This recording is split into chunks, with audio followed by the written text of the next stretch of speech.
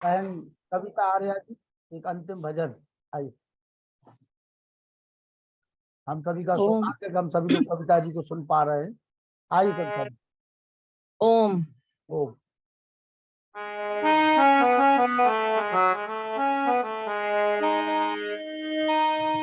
ओम विश्वानि देव सवितरे दुरितानि परासुव यतत्रं तन्नयासुव।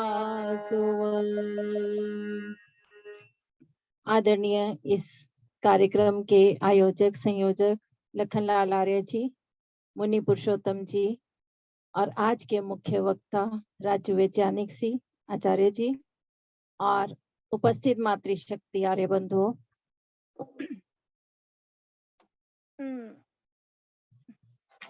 आइए एक बहुत सुंदर प्रार्थना जो कि महर्षि दयानंद जी का प्रिय मंत्र बोला, उसी से ही संबंधित आपके सम्मुख रखती हूँ। आचार्य जी को नमन।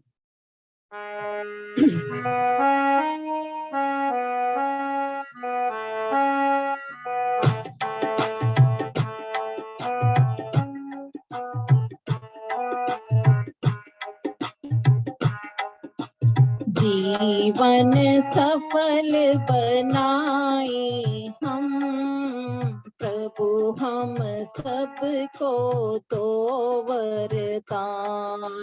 जीवन सफल बनाए हम प्रभु, हम सबको दो वरदान। जग में सफल हो जाए हम प्रभु, हम सबको दो वरदान।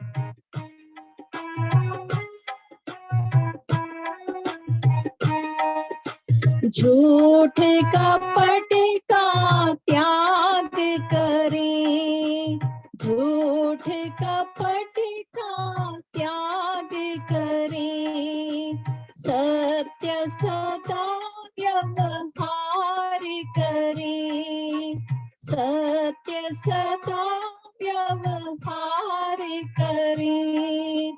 तेरे चरणों में रहे मगन प्रभु, हम सबको दो वरदान।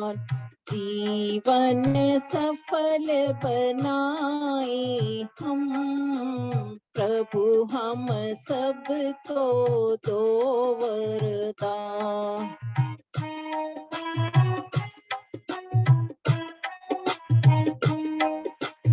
ईर्ष्या द्वेष न रहे मन में, ईर्ष्या द्वेष न रहे मन में, वैर भावना मिटे सब में, वैर भावना मिटे सब में।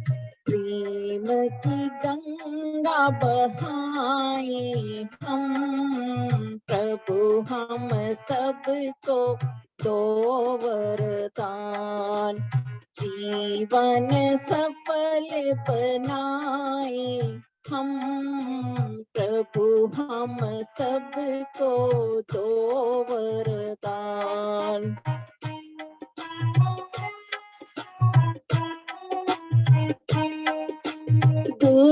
दुर्व्यसनों से दूर रहे, दुर्व्यसनों से दूर रहे, दुर्गुण सारे मिटाते रहे, दुर्गुण सारे मिटाते रहे।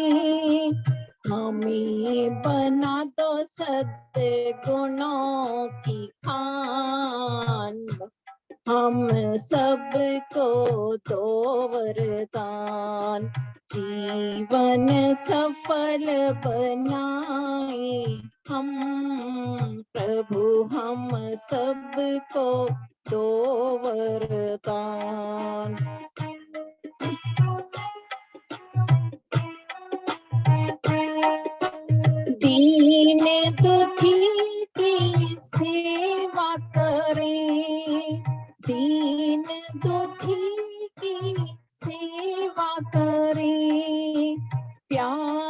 तुम्हारा पाते रहे, प्यार तुम्हारा पाते रहे। सुमन की तरह खिला दो भगवंत, हम सबको दो वरदान। जीवन सफल बनाए हम प्रभु, हम सबको दो वरदान। जग में सफल हो जाए हम प्रभु, हम सबको दो वरदान। जीवन सफल बनाए हम प्रभु, हम सबको दो वरदान। बहुत धन्यवाद बहुत आभार। लखनलाल जी। और मैं निवेदन करने लगा हूँ मुनि पुरुषोत्तम वानप्रस्थी जी से कि आज के हमारे मुख्य प्रवचनकर्ता, बहुत लंबे अंतराल के बाद माता जी अस्वस्थ रहीं और समय नहीं मिल पाया, लेकिन ईश्वर की कृपा पुनः हम सभी के ऊपर कि हम मानव जीवन के सुखी बहुमूल्य सूत्रों को आज राजू वैज्ञानिक जी द्वारा सुनेंगे। आइए मुनि जी सादर आमंत्रित करिए राजू वैज्ञानिक जी को। ओम त्वं हीना पिता वसु त्वं माता तत्तो बहुविद्धै अथाथे तुन्नीमहे।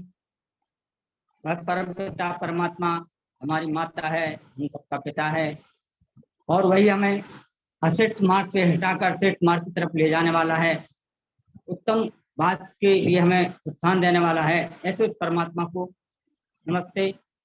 सभी मातृशक्ति जिनके भजनों की हम प्रस्तुति अभी सुन रहे थे, और सभी हमारे श्रोतवृंद, सबके लिए सादर नमस्ते। और जैसा कि अभी हाल लखनलाल जी ने बताया है, हम काफी समय हो गया है, हम मानिए हमारे राजू वैज्ञानिक जी को, आचार्य जी को सुन चुके हम लोग, और बड़ी सरल भाषा में और बड़े धारावाहिक प्रभाव में आप हम लोगों को अपना सदुपदेश देते हैं। तो हम ऐसे सम्मान्य आचार्य राजू वैज्ञानिक जी, जिनको हम पुनः देख पा रहे हैं, सादर नमस्ते और स्वागत करते हैं हम आपका कि आप आए और अपने प्रिय वचनों से और गहरी नीतिज्ञ बातों से हम लोगों को अवगत कराएं। हमारे सम्मानीय आचार्य श्री राजू वैज्ञानिक जी, स्वागत है जी। खुल गया माइक, खुल गया जी। जी जी जी। सभी को सादर नमस्ते। नमस्ते नमस्ते। आइए सभी मिलकर हम एक बार गायत्री मंत्र का पाठ करते हैं। ओम भूर्भुवः स्वः तत्सवितुर्वरेण्यं भर्गो देवस्य धीमहि धियो यो नः प्रचोदयात्। ओम योगे योगे तवस्तरं वाचे वाचे अवामहे सखाय इन्द्रामोदाये सहनावतु सहनौ भुनक्तु सह वीर्यं करवावहै तेजस्विनावधीतमस्तु मा विद्विषावहै। शांति शांति शांति।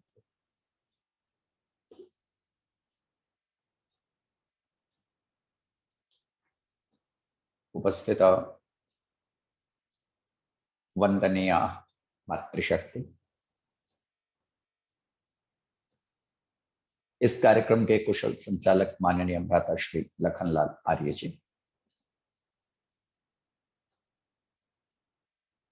डॉक्टर श्री व्यासनंदन शास्त्री जी, मान्यवर मुनि जी, ऑनलाइन सत्संग में उपस्थित समस्त धर्माभिलाषी पुरुषों, नन्हे प्यारे बच्चों, पवित्र आत्मा, परमेश्वर की असीम कृपा है, पुनः आप सबके दर्शन का सौभाग्य और कुछ कहने का अवसर मुझे मिल रहा है। और बहुत दिनों के बाद, अंतराल के पश्चात, मैंने बहन कविता जी के भी भजनों का आनंद लिया है। लगभग वर्ष हो गया मुझे, क्योंकि नित्य प्रति वो भी कहीं ना कहीं गीत गाती हैं, सन्मार्ग लोगों को दिखाती हैं। मैं भी कहीं ना कहीं व्यस्त, भारी घर के कार्यों में भी व्यस्त, तो समय नहीं लग पाता। लेकिन बहुत अच्छा लगा आज उनका गीत सुनकर। उनको भी सादर नमन। मैं प्रेम सचदेवा जी को भी देख रहा हूँ, बहुत समय बाद देख रहा हूँ। आपको भी सादर प्रणाम।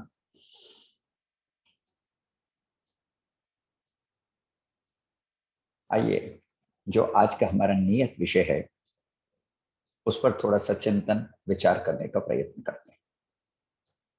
और इससे पहले कि उस नियत विषय पे कुछ चिंतन विचार करने का प्रयत्न करें, मैं आप सभी को, इस आयोजक मंडल को, सभी को विशेष धन्यवाद देना चाहूंगा कि नियमित रूप से विगत 3 वर्षों से आप इस कार्यक्रम को कर रहे हैं।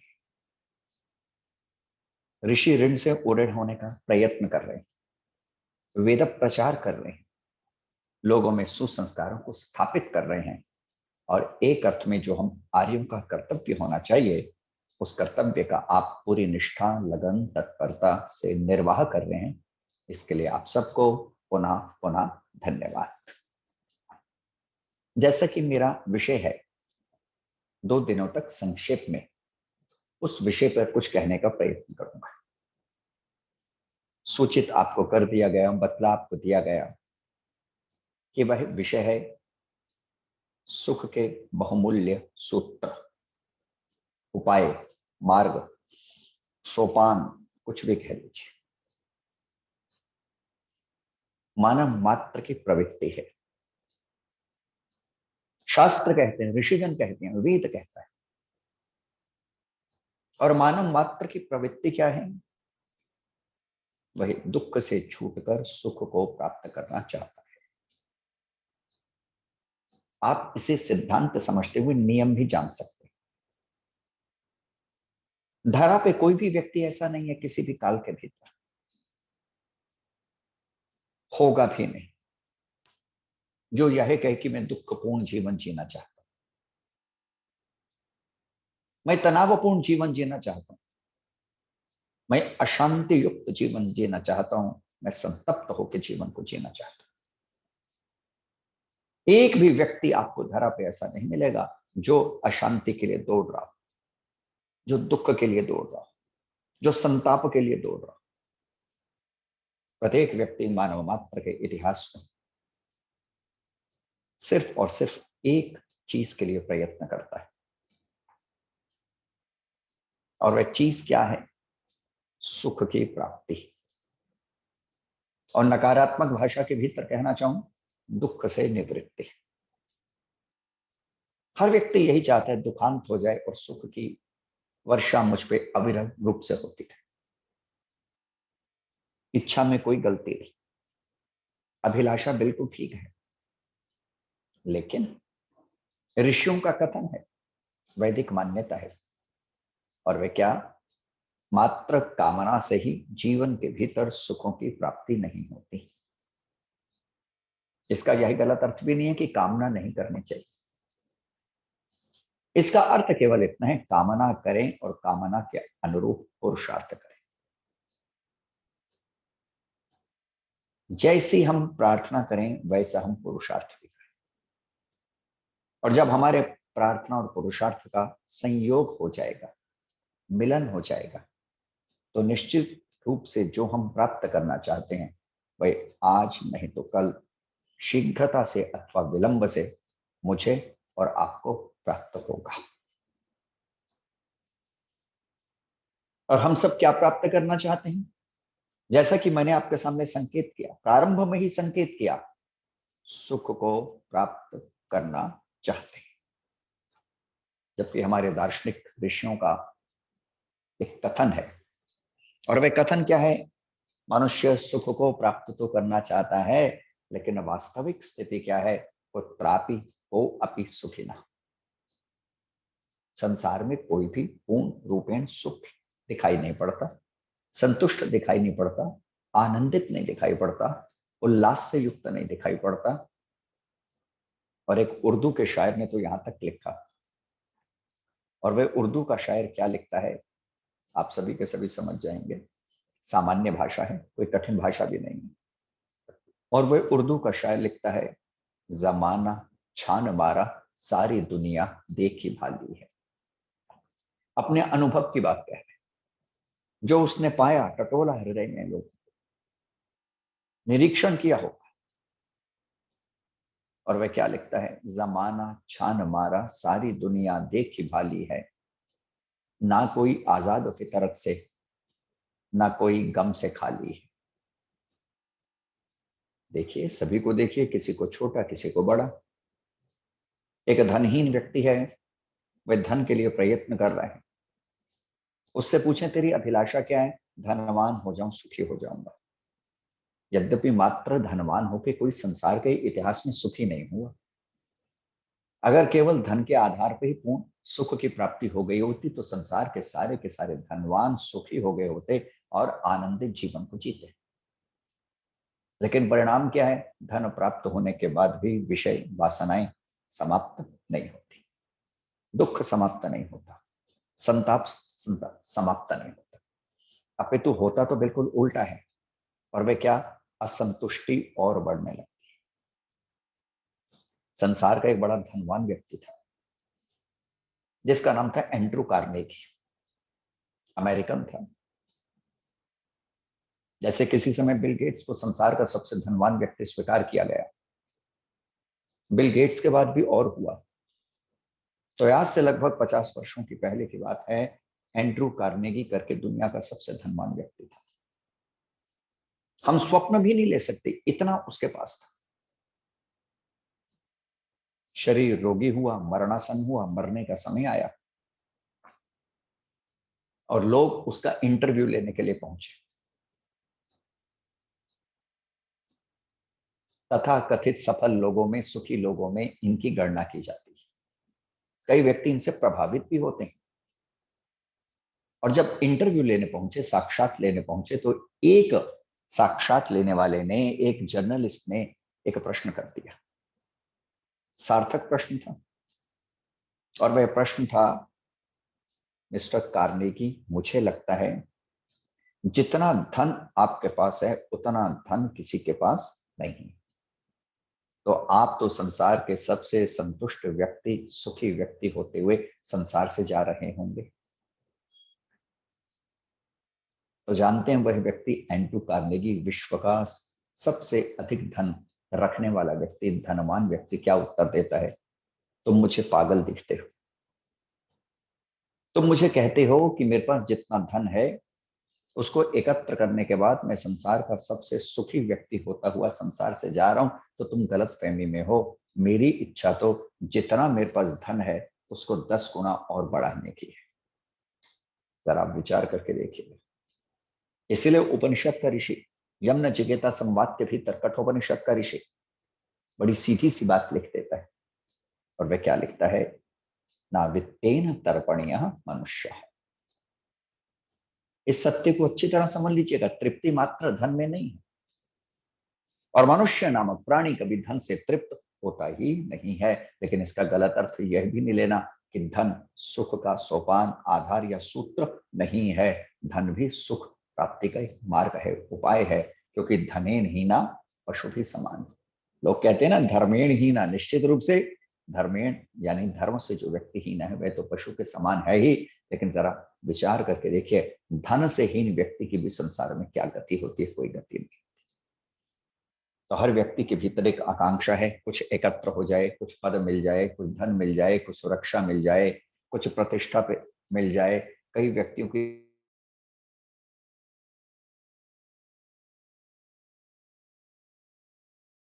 तो हमारे ऋषिजनों ने समझाया नहीं, सुख का यह मार्ग नहीं हो सकता। तो फिर सुख का वह बहुमूल्य सूत्र क्या है? सुख का सबसे पहला बहुमूल्य सूत्र, और मेरी दृष्टि में मात्र एक ही सूत्र है, और उसी सूत्र का विस्तार संसार के सभी धार्मिक ग्रंथों के भीतर हमारे को देखने को मिलता है, आर्ष ग्रंथों के भीतर देखने को मिलता है। और वह मार्ग क्या है? वेद की आज्ञा का पालन करते हुए जीवन को जीना। दूसरे अर्थों में कहूं, ठीक ढंग में, बड़े सरल अर्थों में कह दूं, मन वचन कर्म से वेद की आज्ञा का पालन करना। जो जो व्यक्ति मन वचन कर्म से वेद की आज्ञा का पालन करता हुआ अपने जीवन को जीने का प्रयत्न करेगा, वो सभी प्रकार के सुखों को प्राप्त करेगा। और ठीक इसके विपरीत भी सत्य है। जो जो व्यक्ति वेद की आज्ञा का निरादर करेगा, जो जो व्यक्ति वेद की आज्ञा की अवज्ञा करेगा, जो जो व्यक्ति वेद विरुद्ध आचरण करेगा, वह व्यक्ति जीवन में किसी भी प्रकार के सुख को प्राप्त नहीं करेगा। इसलिए स्वयं वेद के भीतर एक वचन आता है, बड़ा क्रांतिकारी वचन है, समश्रुतेन गमे मही मां श्रुतेन विराधिषि। सीधा सा इसका अर्थ है, जो हमने वेद उपदेश को सुना उसके अनुरूप हमारा आचरण हो, हमारा व्यवहार उसके अनुकूल हो, हमारे कर्म वेद के आज्ञा के अनुकूल हो। मां श्रुतेन विराधिषि, और कभी भी वेद के विरुद्ध कर्म ना हो, आचरण ना हो, विचार ना हो, व्यवहार ना हो। यह बड़ा बहुमूल्य सूत्र है वेद का। वेद भगवान आज्ञा दे रहा है, मानो जैसे एक पिता अपने पुत्र को आज्ञा दे रहा है, और आज्ञा देते हुए क्या कह रहे हैं? सुन मेरे पुत्र, अगर तू मेरी आज्ञा का पालन करेगा तो मेरा सारा साम्राज्य तेरा, और अगर तूने मेरी आज्ञा का पालन नहीं किया तो मैं तुझे अपने साम्राज्य से बहिष्कृत कर दूंगा। बस ईश्वर भी तो हमारे पिता हैं। त्वं हिनः पिता वसो त्वं माता शतक्रतो बभूविथ अधाते सुम्नम इमहे। तेरा स्मरण ही हम सुम्नम इति सुखनाम, सुख के लिए करते हैं, तुझे सुख के लिए पुकारते हैं पिता। हे मां, तेरी शरण में हम जाते हैं, सुख को प्राप्त करने के लिए जाते हैं। और सीधी सी संगति लगाए तो वेद मंत्र की संगति है, आर्ष ग्रंथों की संगति है, और संगति यह है, सीधा सा एक सूत्र, जितना जितना मैं मन वचन कर्म से वेद का, उसकी आज्ञा का पालन करता जाऊंगा, उतना उतना मैं सुखी होता जाऊंगा, और जितना जितना मैं वेद विरुद्ध आचरण करता जाऊंगा, उतना उतना मैं दुखी होता जाऊंगा। अब कोई प्रश्न करे कि वेद क्या है, क्यों वेद की आज्ञा पालन करने पे इतना बल दिया जा रहा है? तो उसका सीधा सा उत्तर, हमारे ऋषियों ने वेद को भिन्न भिन्न आयामों से समझाने का प्रयत्न किया है, और उसमें से एक बात कहते हैं, वेद ईश्वर की आज्ञा है। वेद के भीतर ईश्वर के उपदेश, संदेश, आज्ञाएं हमारे को सर्वत्र भिन्न भिन्न स्थानों में बीज रूप में देखने को मिलती है। और ऋषियों ने उन आज्ञाओं का अपने ग्रंथों के भीतर, ऋषियों ने उन संदेशों का, ऋषियों ने उन विचारों का अपने ग्रंथों के भीतर विस्तार किया है। एक ही सूत्र, और उसी सूत्र के भीतर सब आ जाते हैं, उसी सूत्र के भीतर सब समाहित हो जाते हैं। आप समझने का प्रयत्न कर सकते हैं। जैसे आप समझें, छोटा सा उदाहरण देता हूं, मैं अक्सर प्रत्यक्ष प्रमाण की बात करता हूं, और छोटा सा उदाहरण देता हूं, समझिए। मान लीजिए आपके घर के भीतर 10 द्वार हैं, और आपने 10 द्वारों की एक एक चाबी बना रखी है। और अक्सर समझदार व्यक्ति क्या करते हैं, दो दो चाबियां बना के रखते हैं, अगर कोई खो भी जाए तो समस्या ना आए। आपने 10 द्वारों की 10 चाबियां बना के रखी हुई हैं, लेकिन आपने देखा होगा एक मास्टर की होती है, और उस मास्टर की क्या विशेषता होती है? उस मास्टर की यह विशेषता होती है, उससे सारे के सारे द्वार खुल जाते हैं। 10 चाबियों की आपको आवश्यकता नहीं पड़ेगी, आपको केवल एक चाबी की आवश्यकता पड़ेगी। इसीलिए तो उसे मास्टर की के नाम से पुकारा जाता है। वो पहले नंबर में भी लग जाएगी, वो दूसरे नंबर में भी लग जाएगी, वो तीसरे नंबर में भी लग जाएगी, वो 10 के 10 द्वारों पे लग जाएगी और सभी के सभी द्वारों को खोल देगी। तो वेद क्या है? ऋषियों प्रदत्त, ईश प्रदत्त वह मास्टर की है जो जीवन के हर द्वार को खोल देती। आप सुख प्राप्त करना चाहो, वेद की शरण में जाओ, आनंद बरसेगा। आप आनंद प्राप्त करना चाहो, वेद की शरण में जाओ, आनंद बरसेगा। आप जीवन में ऊर्ध्वगामी होना चाहो, उठना चाहो, वेद रूपी मां की शरण में जाओ, अमृत बरसेगा। आप किसी भी क्षेत्र में उन्नति को, प्रगति को प्राप्त करना चाहो, वेद की शरण में जाओ, उन्नति प्रगति के सभी मार्ग द्वार खुल जाएंगे। इसलिए वो वेद मास्टर की है जिससे सभी के सभी जीवन के द्वार खुल जाते हैं। लेकिन दुर्भाग्य है हमारा, और दुर्भाग्य किस अर्थ में है कि हम वेद का स्वाध्याय ही नहीं करते। आज मैं बड़े दुख के साथ कह रहा हूं, ये दुख भी होता है। अगर मैं आज से 15-20 साल पहले की बात करता हूं, क्योंकि लगभग 40 वर्षों से नियमित रूप से देश विदेश में मुझे प्रचार का सौभाग्य मिला और मैं कर रहा हूं, तो मैं पहले 15 से 20 वर्षों की, यानी पिछले विगत 15 से 20 वर्षों की अगर मैं बात करता हूं, तो उसके भीतर मैं एक बात पाता हूं। और बात में पाता क्या हूं? लोगों के घरों पे जाते थे तो कभी कभार वेद अथवा सत्यात प्रकाश अथवा श्रीमद् भगवद गीता अथवा रामायण अथवा कोई ग्रंथ देखने को मिल जाता था। स्वाध्याय करते थे लोग, पढ़ते थे लोग, अध्ययन करते थे लोग, अच्छे अध्येता भी बहुत मिलते हैं। लेकिन आज जब घरों के भीतर जाते हैं तो बड़े दुख के साथ कहना पड़ता है, वेद लुप्त हो गए, धार्मिक ग्रंथ लुप्त हो गए, उपनिषद लुप्त हो गए, किसी के घर के भीतर भी दिखाई नहीं पड़ते। दिखाई देने की तो बात ही छोड़ दीजिए, दुर्भाग्य हम आर्यों का बहुत कम व्यक्ति ऐसे हैं आपके घर में, परिवार में, जिन्होंने कभी वेद को पढ़ा होगा। और कई तो ऐसे भी हैं जिन्हें वेद के नाम तक नहीं पता। और जब तक वेद विद्या हमारे जीवन का आधार नहीं बनेगी, तब तक हमारे जीवन में सुख नहीं आएगा। सुनो, एक छोटी सी घटना कहता हूं, फिर आगे चलता हूं। हुआ कुछ ऐसा, प्रचारार्थ मुझे कहीं जाने का सौभाग्य मिला। 7 दिन की कथा थी। अभी भी मैं एक कार्यक्रम से कल ही लौटा हूं रात को। और जब मैं कार्यक्रम के भीतर पहुंचा, 7 दिन का कार्यक्रम था, प्रातः यज्ञ होता था, सांझ को प्रवचन होता था। यद्यपि प्रवचन प्रारंभ सुबह भी होता था, लेकिन सुबह कम होता था, लेकिन रात को ज्यादा होता था। तो प्रधान जी ने मुझसे अनुरोध किया। अब मैं वस्तु स्थिति आपको बता रहा हूं, वास्तविक स्थिति क्या है हमारी, शोचनीय है ये। और हुआ कुछ ऐसा, मुझसे प्रधान जी ने अनुरोध किया कि आचार्य जी वेद मंत्रों की व्याख्या करें। मैंने कहा बिल्कुल ठीक, आर्य समाज का काम ही वेद प्रचार है, मूल में तो यही है। अब कुछ ऐसा हुआ, मैंने सोचा क्यों ना गायत्री मंत्र की व्याख्या की जाए। मैं अक्सर उन मंत्रों की व्याख्या करता हूं या करने का प्रयत्न करता हूं जो परिचित होते हैं, क्योंकि मेरा मानना है शब्द की दृष्टि से परिचित हैं लेकिन अर्थ की दृष्टि से अपरिचित, और बिना अर्थ के विशेष प्रयोजन की सिद्धि नहीं होती। यद्यपि वेद मंत्रों को उच्चारित करने के अनेक लाभ हैं, लेकिन पूर्ण रूपेण लाभ तो तभी हो सकता है जब आप मंत्र के साथ अर्थ और अर्थ को अपने जीवन में उतारने का प्रयत्न करें।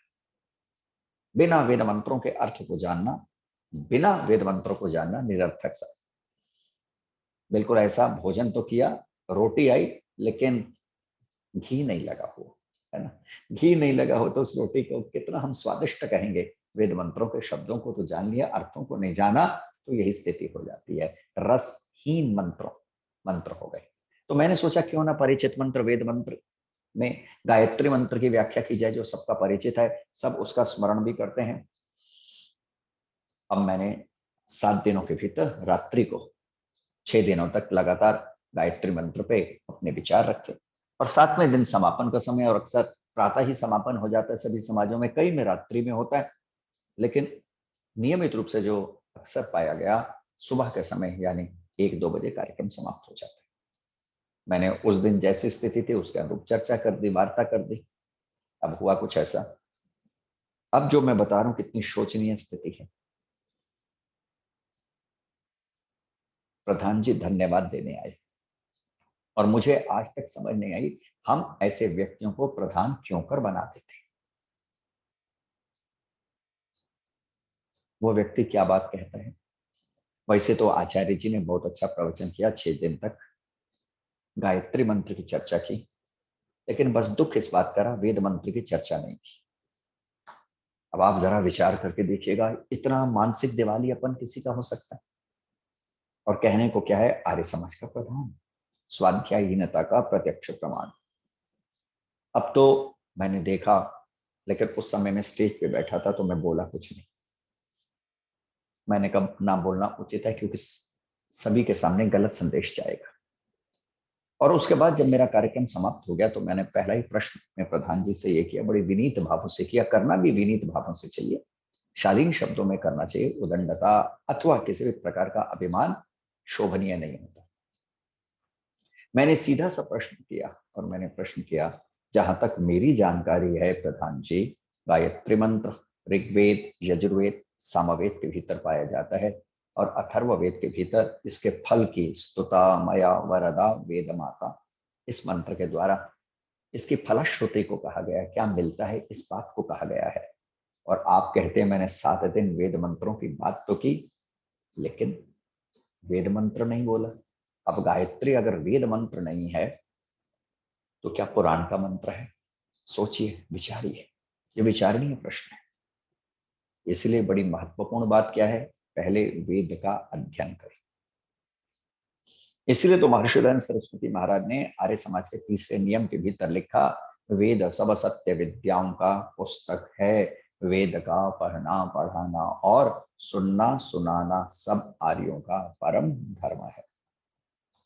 तो सबसे पहला सूत्र क्या है, वेदाध्ययन कीजिए, विद्वानों की शरण में जाइए, थोड़ा श्रम कीजिए, थोड़ी साधना कीजिए, निश्चित रूप से आपको वेद के अध्ययन से जीवन के सुख शांति आनंद के उपायों का पता चलेगा। तो सबसे पहले अगर आप जीवन में सुख को प्राप्त करना चाहते हैं तो मैं पहला आपसे प्रार्थना करूंगा, वेद को पढ़ो, अर्थात वेद का स्वाध्याय करो। बिना वेद के स्वाध्याय के उन्नति प्रगति सुख संभव नहीं है। और उसका प्रारंभ आप कहां से कर सकते हैं? यद्यपि आप में से बहुत होंगे जो नित्य प्रति वेद पढ़ते होंगे, तो पहले मैं उनको साधुवाद देता हूं जो नित्य प्रति वेद पढ़ते हैं। दूसरा, उनसे अनुरोध करूंगा, और तीसरा एक बड़ा प्राथमिक ढंग बतलाऊंगा। और जो नित्य प्रति वेद पढ़ते हैं उनसे पहला अनुरोध क्या है, जितना पढ़ते हैं और अधिक पढ़ने का प्रयत्न करें, कम नहीं करना। आपने देखा है ना, धन कम हो जाए तो हम चिंतित हो जाते हैं, है ना, घर कैसे चलेगा, व्यापार कैसे चलेगा, कारोबार कैसे चलेगा। ठीक इसी प्रकार इस विषय में भी आपको चिंतन करना चाहिए, चिंतित होना चाहिए कि आज मैंने वेद का स्वाध्याय नहीं किया तो मेरी आत्मा मेरा मन कैसे चलेगा। तो जो वेद का स्वाध्याय करते हैं कम ना करें, बढ़ा दें। दूसरी बात उनसे अनुरोध करना चाहूंगा, और वह यह है कि वह वेद मंत्रों के अर्थों को जानने का प्रयत्न करें। यद्यपि एक वेद मंत्र के निरुक्त के अनुरूप अनेक अर्थ हो सकते हैं, लेकिन कोई बात नहीं, सारे अर्थों को जानने की आवश्यकता भी नहीं है। एकः शब्दः सम्यक् ज्ञातः सुप्रयुक्तः स्वर्गलोके कामदुःखं भवति। एक शब्द भी अगर ठीक ढंग से जान लिया और आपके आचरण का अंग हो गया तो वेद भगवान के एक शब्द की भी ये महत्ता है कि वह आपके जीवन को पूरा का पूरा रूपांतरित कर सकता है, बदल सकता है। इसलिए दूसरा अनुरोध, जो वेदाध्ययन करते हैं बढ़ाएं, अर्थ का चिंतन करें। और तीसरी बात, जो वेदाध्ययन करते हैं अर्थ चिंतन करने के साथ साथ उन सत्यों को अपने जीवन में भी अपनाने की कोशिश करें। इस बात को अच्छी तरह समझ लीजिएगा। आर्य समाज के 3रे नियम को पुनः एक बार गहराई से समझ लीजिएगा, पुनः उसका उच्चारण कर देता हूं। इस आयाम से देखिए, इस दृष्टि से देखिए, वेद सब सत्य विद्याओं का पुस्तक है, वेद में असत्य विद्या नहीं मिलती, समझ लीजिएगा। वेद सब सत्य विद्याओं का पुस्तक है, वेद का पढ़ना पढ़ाना और सुनना सुनाना तद अनुसार आचरण करना आर्यों का परम धर्म है। इस बात को भी अच्छी तरह समझ लीजिएगा, ऋषियों के शब्द हैं, छिपे हुए इनके भीतर सत्य होते हैं, थोड़ी बुद्धि का प्रयोग करना पड़ता है तो संगति लग जाती है। तद अनुसार आचरण बड़ी महत्वपूर्ण बात है। आर्य शब्द बना ही ऋगतो धातु से, जिसका अर्थ ही इतना होता है ज्ञान, गमन और प्राप्ति। जो वेद का ज्ञान प्राप्त करता है उसके अनुरूप गमन अर्थात आचरण करता है और अंत में सुख आनंद परमात्मा को प्राप्त करता है, वह व्यक्ति आर्य है। इसलिए जो करते हैं वो बढ़ाएं, अर्थ चिंतन करें और अपने जीवन में उतारें। और एक बात अच्छी तरह ध्यान में रखिएगा, फिर कह दूं, जब तक उतारेंगे नहीं तब तक विशेष लाभ होने वाला नहीं है। आज मैं देखता हूं दो तरह के व्यक्ति तो मुझे बहुत मिलते हैं, जब वो विद्वत वर्ग की बात करूं, स्वाध्यायशीली व्यक्तियों की बात करूं, दो प्रकार के व्यक्ति मुझे बहुत मिलते हैं। अच्छी बात है। पहले एक वह जो वेद का अध्ययन करते हैं, यद्यपि संख्या बहुत अधिक नहीं है, कम है। दूसरे वह जो वेद मंत्रों के अर्थ को भी जानते हैं और जनवाते हैं अर्थात बतलाते हैं। लेकिन तीसरे प्रकार के व्यक्ति बहुत कम दिखाई पड़ते हैं, जो वेद मंत्र को पढ़कर अर्थ जानकर उसे अपने आचरण का भी अंग बनाते हैं। देखो, अथर्ववेद का एक मंत्र है और उस अथर्ववेद के मंत्र के भीतर भक्त भगवान से प्रार्थना करता है और प्रार्थना करते हुए क्या कहता है, मयि एव अस्तु मयि श्रुतम। भगवान से प्रार्थना करते हुए कहते हैं, भगवान जो मैंने सुना है ना वो मेरा हो जाए। अब मेरा हो जाने से अभिप्राय क्या है? मैंने जो पढ़ा है परमेश्वर वो मेरा हो जाए, मैंने जिसका स्वाध्याय किया है वो मेरा हो जाए। उसका अभिप्राय इतना है कि जो मैंने वेद को सुना है, उपनिषदों को सुना है, मनुस्मृति को सुना है, दर्शन उपांग और वेदांगों को सुना है, उनके सत्य मेरे जीवन में प्रतिष्ठित हो जाए।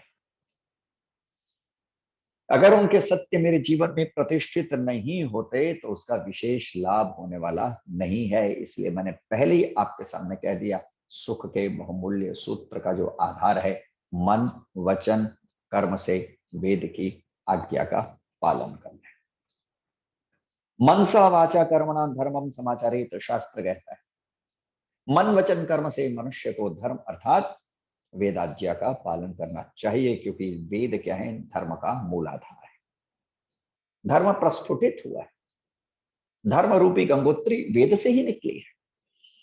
और मन वचन कर्म से जब हम धर्म का पालन करते हैं तो उसका फल क्या होता है, ईश्वरीय आज्ञा के पालन से सुख मिलता है, आनंद मिलता है। इस लोक में भी सदगति मिलती है, परलोक में भी आनंद मिलता है और मुक्ति भी इसी वेदाज्ञा के पालन से ही संभव है। तो पहली बात। अब दूसरी बात, जो लोग प्रश्न करते हैं, मैं अक्सर वही बात कहता हूं जो व्यवहारिक हो, मैं व्यर्थ की बात नहीं कहता। मेरा मानना है जो जीवन में उतर ही नहीं सकता उसकी बात क्या करनी। आप जानते हैं धर्म को धर्म क्यों कहा जाता है? धर्म को धर्म ही इसलिए कहा जाता है, चिन्ह की बात नहीं है। धर्म को धर्म ही इसलिए कहा जाता है क्योंकि आप उसे धारण कर सकते हैं। शास्त्रकार लिखते हैं, धारणा धर्म इति आहु। धर्म को धर्म ही तभी जानना चाहिए जब आप उसको धारण कर सके। अगर आप धर्म को अपने जीवन में धारण नहीं कर सकते प्रियात्मन, तो मैं केवल और केवल आपसे कहूंगा वो एक मानसिक कवायद है, वो वाणी का व्यापार है, वो बुद्धि विलास है, जो धर्म आपके जीवन में नहीं उतरता। तो मैं घरों में गया प्रचारक के नाते, एक व्यक्ति ने प्रश्न किया, ना हिंदी ढंग से आती है ना संस्कृत आती है, वेद कैसे पढ़े? अब ये बड़ा सामान्य सा प्रश्न सभी करते हैं। तो उसका उत्तर है, एक अच्छी तरह बात समझ लीजिएगा। मैंने कहा क्या पढ़े हुए हैं, इतना ही बता दीजिए। उत्तर दिया, by profession I am an engineer. मैं इंजीनियर हूं। मैंने बड़ी अच्छी बात है। मैंने कहा इंजीनियर बनने के लिए क्या किया, कुछ समय लगाया? उत्तर दिया, जीवन के 25 साल लगाए। मैंने कहा इस सूत्र को थोड़ा समझना। अगर वेदाध्ययन के द्वारा सुख को प्राप्त करना चाहते हो तो समय लगाना ही पड़ेगा। इंजीनियर होना एक क्वालिफिकेशन है, बिल्कुल ठीक है। धन कमाओगे, धन के मार्ग खुलेंगे, प्रतिष्ठा कमाओगे, प्रतिष्ठा के मार्ग खुलेंगे। लेकिन जीवन का सत्य मात्र इंजीनियर होने से प्राप्त नहीं होगा। जीवन का सत्य तो वेद पथ के अनुगमन से, स्वस्ति पंथाम अनुचरेम, उसी पथ पे चलने से प्राप्त होगा। इसलिए सबसे पहली बात, कुछ समय लगाने की कोशिश करो। समझ लीजिएगा ये सूत्र, बिना कीमत चुकाए संसार में कुछ भी मिलता नहीं। तो वेद के लिए भी इतनी कीमत तो चुकानी पड़ेगी, और वे क्या, कुछ ना कुछ भाषा का ज्ञान तो रखना ही पड़ेगा। उसके लिए कीमत तो चुकानी है कि मुझे समय लगाना है, भाषा ज्ञान को प्राप्त करना है, भाषाविद होने का प्रयत्न करना है।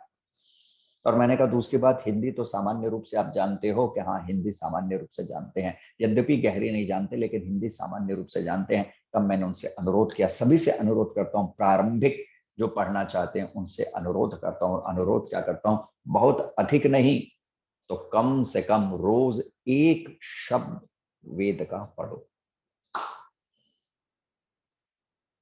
कितनी बात कही, मात्र एक शब्द, बहुत ज्यादा की तो मैं बात ही नहीं कर रहा। ये यूं समझिए न्यूनतम है।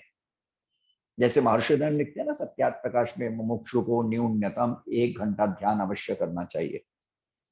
तो ऐसे ही वेद ज्ञान को प्राप्त करने वाले व्यक्ति को, या सुख को प्राप्त करने वाले व्यक्ति को, वेद ज्ञान को प्राप्त करने के लिए न्यूनतम एक शब्द का अध्ययन तो नित्य प्रति करना चाहिए। इसके बिना बात बनने वाली नहीं।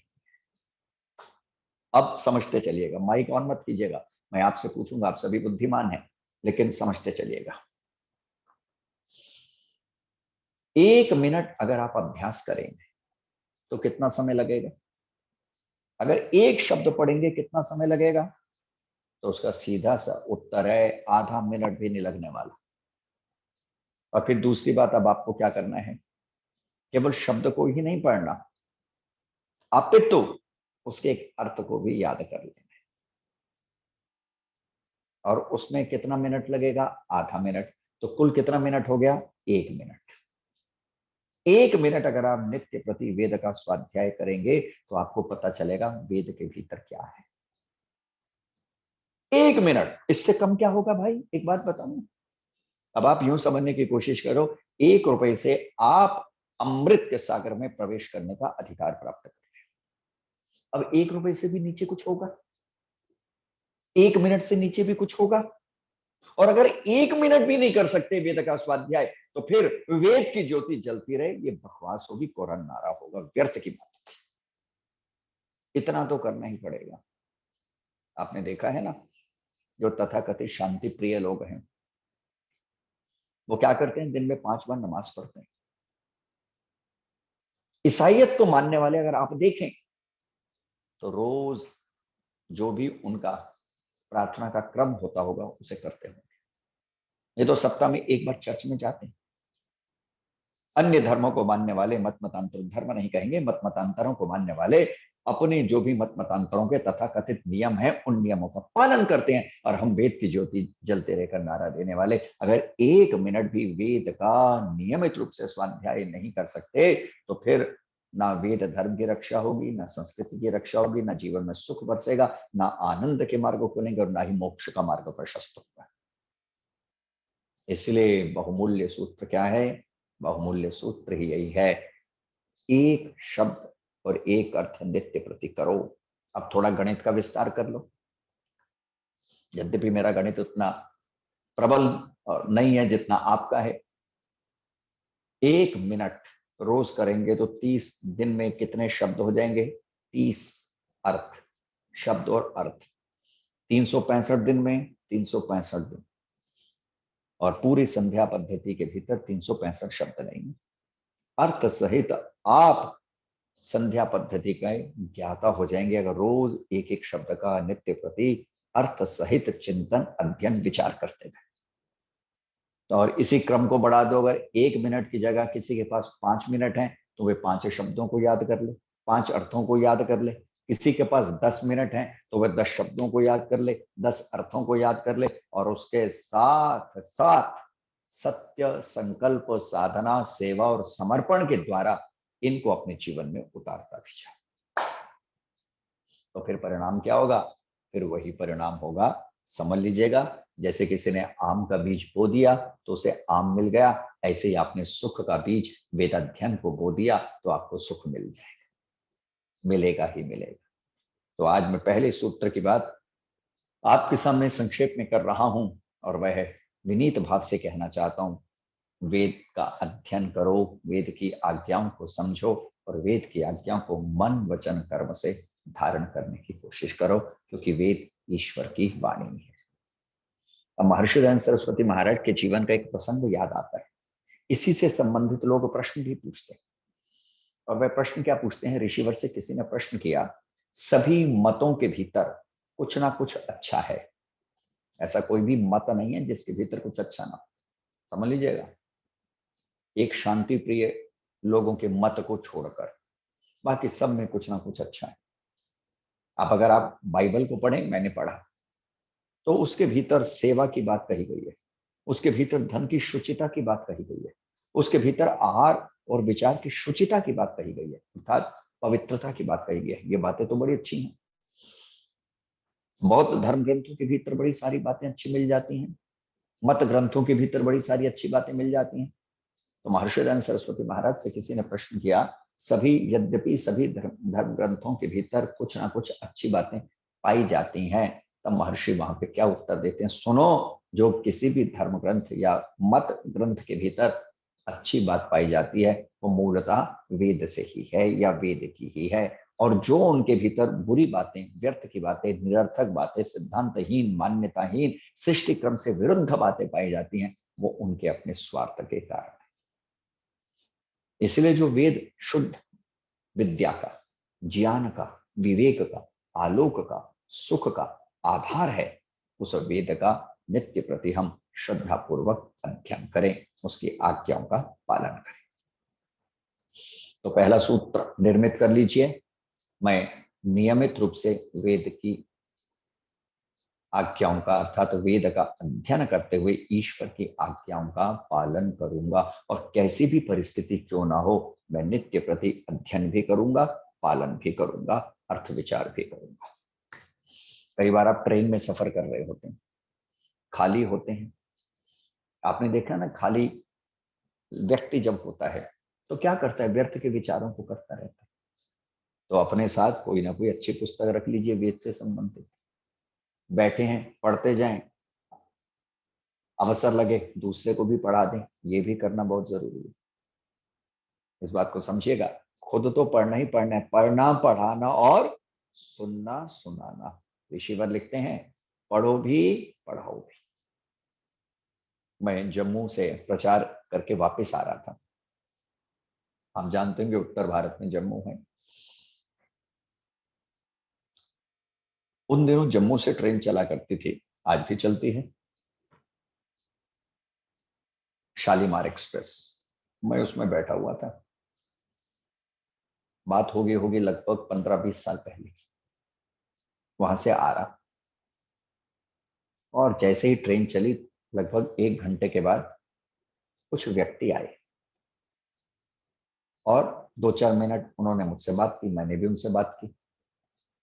बात करने के बाद उन्होंने मुझे अपने मत से संबंधित एक पुस्तक पकड़ा दी और कहा, आप इसे पढ़ें, आपको अच्छी लगेगी, सब ज्ञान मिलेगा। साथ में ये भी कह दिया। तब मेरे मन के भीतर एक विचार आया, ये क्या बांट रहे हैं ये अलग बात है, लेकिन एक बड़ा अच्छा काम कर रहे हैं, बांट तो रहे हैं कुछ। और मेरे मन के भीतर विचार आया, जब व्यर्थ की बातें लिखने वाले अपने साहित्य का प्रचार कर रहे हैं, अपने दर्शन का प्रचार कर रहे हैं, अपनी मान्यताओं का प्रचार कर रहे हैं, अपने सिद्धांतों का प्रचार कर रहे हैं, जरा देखिए। और हम वेद, मत, विचार, धर्म, सिद्धांत, मान्यताएं, उनका प्रचार छोटी छोटी पुस्तकों के रूप में क्यों नहीं कर सकती? आज्ञा महर्षि दयानंद ने दी थी, वेद का पढ़ना और पढ़ाना, दूसरे को पढ़ाओ। लेकिन बड़े मजे की बात है, वेद मत के विरुद्ध वाले अपने मतों की पुस्तकों को बांटे जा रहे हैं। और हमारे साथ समस्या क्या है, हम केवल और केवल बातों से ही संतुष्ट हो जाते हैं। नारे बड़े ऊंचे ऊंचे लगाते हैं, जगत को आर्य बनाएं। बताओ कैसे बनाओगे? वेद पथ पे ले जाओगे तभी तो जगत आर्य बनेगा। और वेद पथ पे ले जाने के लिए क्या करना पड़ेगा? जितनी आपकी योग्यता क्षमता है उसके अनुरूप कुछ साहित्य का भी वितरण करो। और उस साहित्य के भीतर 100 पेज के पृष्ठ मत बांटना, बड़ी मोटी मोटी किताबें मत बांटना, बड़े गूढ़ सत्यों की बात मत करना, बड़ी गहनतम शैली की बात भी मत करना। उसके भीतर क्या बात करना? जैसे वो करते हैं, सीखो उनसे। बड़े सीधे सरल शब्दों में अपने मत की बात रखते। और जब सीधे सरल शब्दों में अपने मत की बात रखते हैं तो लोग उनसे प्रभावित होकर उनके पास आते हैं, उनकी बात को सुनते हैं। हम भी बड़े सरल सीधे शब्दों में अपने धर्म वेद की बात रखें, लोगों में उसका प्रचार और प्रसार करें। और ये दोनों सुख के मार्ग हैं, अध्ययन करना, पढ़ना और पढ़ाना। पढ़ाओ भी अर्थात साहित्य के द्वारा वेद बांटो, उपनिषद बांटो, गीता बांटो, रामायण बांटो, सत्याग्रह प्रकाश बांटो। जो जो हमारे प्रामाणिक ग्रंथ हैं उन ग्रंथों का अध्ययन करने के बाद उनको बांटने की कोशिश करो। नहीं करेंगे तो विकट परिस्थिति होती जा रही है। और फिर दोष भी हम लगाएंगे, दूसरे मत मतांतर वाले लोग बढ़ते जा रहे हैं। हम क्या कर रहे हैं भाई? हम कुछ करें ना, हम आलसी प्रमादी बन के बैठे रहें, हम कटाक्ष करते रहें, हम गलतियां खोजते रहें, और दूसरे अगर आगे बढ़ते हैं तो हमारे को बड़ी दीनता का अनुभव होता है, बड़े दुख का अनुभव होता है। नहीं, हमारे को महर्षि दयानंद सरस्वती महाराज की आज्ञा का पालन करना है। तुमने सुन तो लिया, इसी से बात नहीं बनेगी। उस वेद मंत्रों को सुनाओ भी, अपने बच्चों को बिठा के सुनाओ। आजकल का जो समय है ना, बड़ा खतरनाक समय है, जहरीला समय है। इस समय भी अगर हम नहीं जागे तो फिर हम कब जागेंगे? आप देख रहे हैं ना धर्मांतरण कितना हो रहा है, कैसे नित्य प्रति हमारी बेटियों के साथ दुराचार किया जा रहा है। बेटियों के साथ दुराचार की तो बात ही छोड़ो, हमारे युवकों की भी हत्या की जा रही है। उसका बहुत मूल कारण क्या है? मूल कारण यह है, हमने अपने बच्चों में वैदिक धर्म के संस्कारों को प्रतिष्ठित करने का प्रयत्न ही नहीं किया। कितने बच्चे ऐसे हैं जो वेद के विषय में, हमारे धर्म के विषय में जानते हैं? आपको एक छोटी सी बात कहता हूं, समझने की कोशिश कीजिएगा। अभी थोड़े दिन पहले एक फिल्म आई है, Kerala movie, the Kerala files करके ऐसी मूवी का नाम है। मैं पक्षधर नहीं कि सिनेमा देखा जाए, मूवीज देखी जाए, लेकिन इसके पक्ष में उसका एक डायलॉग आपसे कहता हूं। एक लड़की थी, अब क्या उसका नाम होगा मुझे नहीं पता, भूल गया। उसका धर्मांतरण हो गया, और जब वो धर्मांतरित हो गई, धर्म बदल गया, यानी हिंदू से वो शांति प्रिय लोगों के बीच चली गई, तो परिणाम क्या हुआ? एक दिन अपनी माँ से मिलने आई, और जब वह अपनी माँ से मिलने के लिए आई तो उसकी माँ ने उपालंभ की भाषा में बोला, यानी उल्हाना दिया, उसे टॉन्ट किया। और क्या कहती है? काहे को तूने इस मजहब को अपना लिया? तो वो क्या उत्तर देती है? बड़ी गंभीर बात है, समझने जैसी, कि अगर आपने अपने धर्म के विषय में मुझे कुछ बतलाया होता तो मैं विधर्मी ना होती। बड़ा मार्मिक सूत्र था कि अगर आपने मुझे हमारे जो भी धर्म की विशेषताएं हैं, पूजा पद्धति है, उसके विषय में अगर बता दिया होता माँ, मेरे पिता, तो मैं विधर्मी ही ना होती। आज हमारी दयनीय स्थिति है। इसलिए महर्षि का यह सूत्र अपने आप में बड़ा महत्वपूर्ण है। तुम केवल पढ़ने तक सीमित मत रह जाना। पढ़ोगे तो मात्र तुम्हारा ही उत्थान होगा, तुम्हारा ही कल्याण होगा। उस पढ़े हुए को प्रसाद रूप में सबके भीतर वितरित करने का प्रयत्न करना। तुम केवल सुने हुए तक सीमित मत हो जाना, उस सुने हुए को दूसरे को भी सुनाने की कोशिश करना, और विशेष अपनी संतानों को सुनाने की कोशिश करना। वेद में एक मंत्र आता है, बड़ा सुंदर मंत्र आता है, समझो ये वेद की आज्ञा है, ये सुख का मार्ग है। वेद कहता है, अर्चत प्रार्चत अर्चत प्रियमेधासो अर्चंतु पुत्र का उतपुरम न धृष्णुम अर्चत। बारंबार ईश्वर अर्चना की बात कह रहे हैं और वहां पे कह रहे हैं अर्चन तो पुत्र का उत, तुम्हारे पुत्र भी मिलके मेरी अर्चना करें, मेरी स्तुति करें, मेरा स्तवन करें, मेरा वंदन करें, मेरा अभिनंदन करें, मेरा गान करें, मेरा ध्यान करें, मेरी उपासना करें, मेरी स्तुति करें। भगवान कह रहे हैं तो आपको भी यही करना है। और विशेषकर जो वानप्रस्थ की उम्र में चले गए हैं, विशेषकर जिनकी उम्र बढ़ गई है, वो अपने पोता और पोतियों को अपने साथ बिठाकर कुछ महापुरुषों की कथाएं सुनाएं, ऋषियों की कथाएं सुनाएं, कुछ धर्म के छोटे छोटे सूत्रों को सुनाएं, कुछ वैदिक धर्म की मान्यताओं को सुनाएं, कुछ वेद के विषय में बतलाएं, कुछ गायत्री मंत्र के विषय में बतलाएं, कुछ ओम के विषय में बतलाएं, तो उसके अनेक लाभ होने वाले हैं।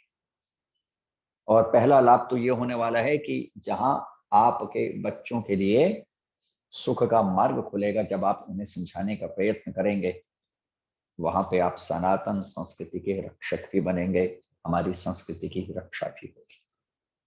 देखो, हम रहेंगे तो ही तो वेद प्रचार कर पाएंगे। जब हम रहेंगे ही नहीं, हमारी जाति का अस्तित्व ही नहीं होगा, हम होंगे ही नहीं, तो वेद प्रचार कहाँ होगा? वेद प्रचार या तो आर्य समाज में होगा, आर्य संस्थानों में होगा, देवालय में होगा। आप क्या कल्पना करते हैं सभी स्वामी श्रद्धानंद की तरह मस्जिदों में वेद प्रचार करेंगे?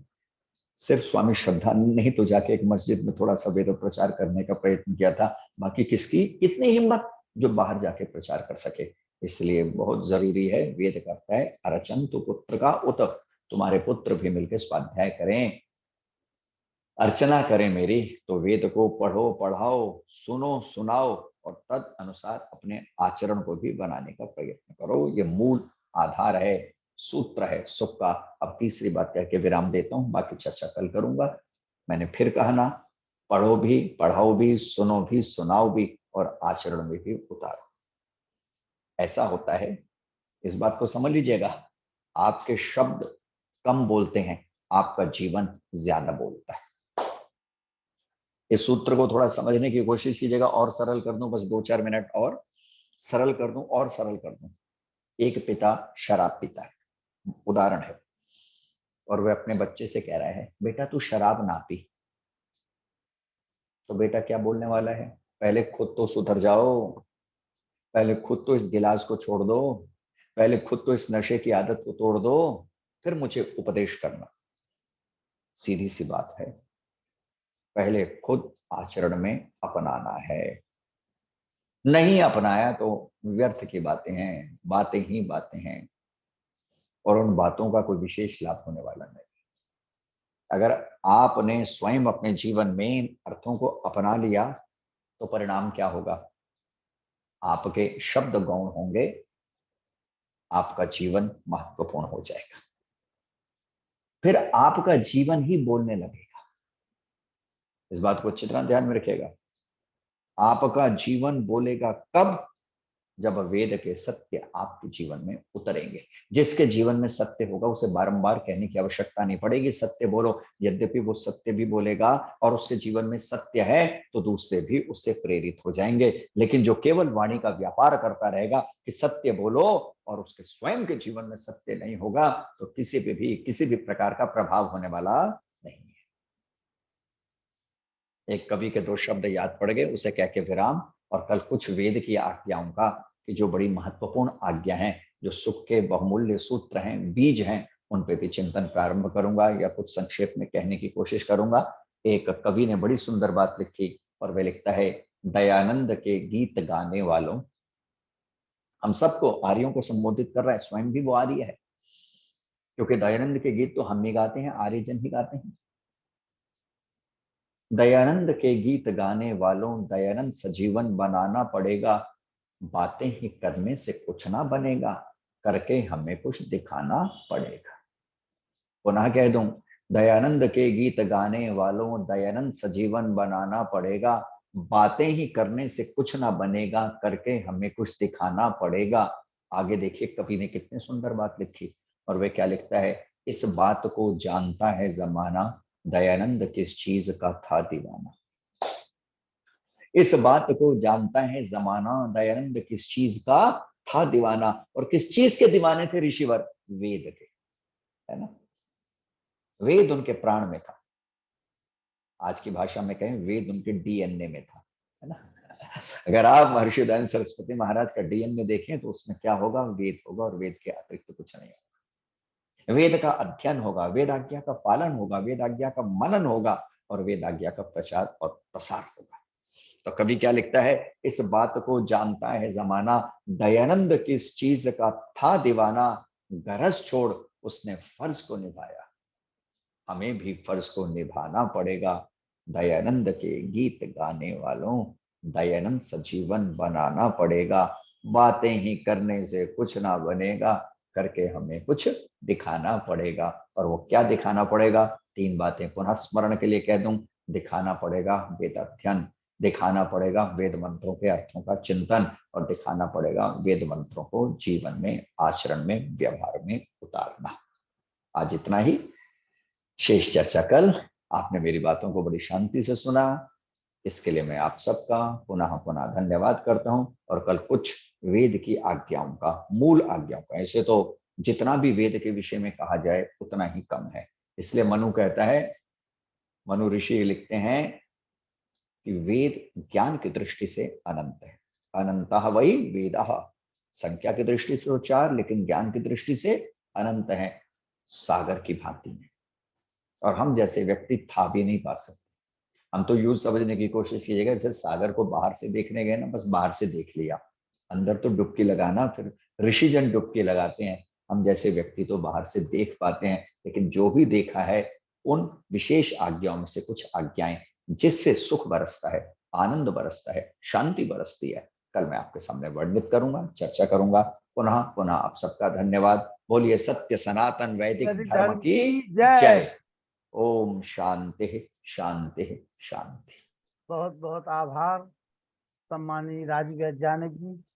और निश्चित रूप से धारा प्रवाह है, आपका व्याख्यान रहता है, लोग लगा करके सुनते हैं। एस के कोहली जी पहली बार जुड़े हुए हैं, हम चाहते 2 शब्द कहें कोहली जी। एस के कोहली साहब माइक खोल लीजिए। वो बोलते नहीं, बस अच्छा जुड़ते हर सत्संग में। वो चलिए कोई दिल्ली, बात मैं बता देता हूँ, दिल्ली निवासी हैं, जी। बस इतना ही पर्याप्त है। चलिए धन्यवाद। बड़े सत्संगी और हाँ, ये वेदानुरागी हैं। चंपा खन्ना जी सब आप ही लोग, आपकी वजह से जुड़े हुए हैं आज जी। वो चेन्नई से हैं। अच्छा जी, चलिए। आप देखिए वो चेन्नई से हैं, क्योंकि मैं चेन्नई के लिए भी नियमित रूप से बोलता हूँ, जी तो जी। वो चेन्नई से हैं और नियमित रूप से जुड़ती हैं, विदुषी हैं, धार्मिकी हैं। जिनको मैं जानता हूँ उनके बारे में तो मैं बता ही देता हूँ, अगर आप पूछे तो। चलिए, किसी के मन में अगर कोई शंका हो, जो आचार्य ने व्याख्यान दिया है उससे किसी का कोई प्रश्न हो तो वो पूछ सकता है, अन्यथा हम आगे कार्यक्रम को बढ़ाएं। आइए, सम्मानित देवेंद्र सिंह आर जी बड़े भैया हमारे बीच में आ चुके हैं, doctor Rakesh Kumar R G के बड़े भाई, 2 शब्द कहें। आइए जी, मुझे आज्ञा है, मैं फिर अपने हाँ जी जी जी, आइए आप जाइए। कल मैं 8 बजे पुनः जुड़ जाऊंगा। बहुत बहुत धन्यवाद। नमस्ते जी, नमस्ते, आप जाइए। आइए सम्मानित देवेंद्र सिंह जी, बहुत बहुत आभार। आचार्य राजीव वैज्ञानिक जी का मानविक व्याख्यान आपका रहता है। नीरव भाई साहब मुझसे तो हाँ, आप ही से बोल, आप ही को बोला देवेंद्र सिंह जी। अब आवाज आ रही है मेरी? हाँ, आपकी आवाज आ रही, वीडियो बंद हो गया आपका। अच्छा, तो ये बंद हो गया खुल गया। हाँ, खुल गया जी। अब ठीक है? हाँ जी, आइए, आपका आशीर्वाद मिल जाए। चलिए, सभी साथियों को मेरा नमस्कार। और आदरणीय राजू वैज्ञानिक जी को मैं सुन रहा था, उनका बहुत ही सुंदर प्रवचन चल रहा था, आख्यान चल रहा था, व्याख्यान चल रहा था। बहुत सुंदर बातें और आर्य समाज की स्थिति के ऊपर, वर्तमान स्थिति के ऊपर जो दुख भी उन्होंने व्यक्त किया, और समाज को, आर्य समाज को किस प्रकार से जो है कार्य करना चाहिए, ऐसी उन्होंने प्रेरणा भी दी है अपने व्याख्यान और आख्यान के द्वारा। बहुत अच्छा लग रहा था। हमें उनकी प्रेरणा से, जो प्रेरणा के अनुसार कार्य करना चाहिए आर्य समाज के लिए, तभी हम आर्य बन सकते हैं और आर्य समाज बना सकते हैं, सारे समाज को आर्य बना सकते हैं। बहुत सुंदर अच्छी बातें थी उनकी जो है।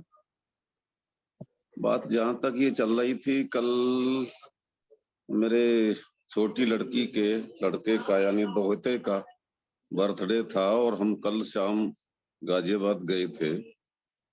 गाजियाबाद जब हम गए थे तो वहां शाम का यज्ञ हम कर रहे थे, सायकालीन जो होता है। सायकालीन यज्ञ में जो प्रार्थना के जो 8 मंत्र हैं उनकी व्याख्या कर रहे थे हम, जो महर्षि दयानंद ने चारों वेदों से 8 प्रार्थना स्तुति उपासना के जो मंत्र निकाले हैं उनको देख करके बात कर रहे थे हम। प्रारंभ के ही मंत्र में जो शब्द आते हैं 3 कि हे ईश्वर, हमारे सभी प्रकार के दुर्गुण, दुर्व्यसन और दुखों को दूर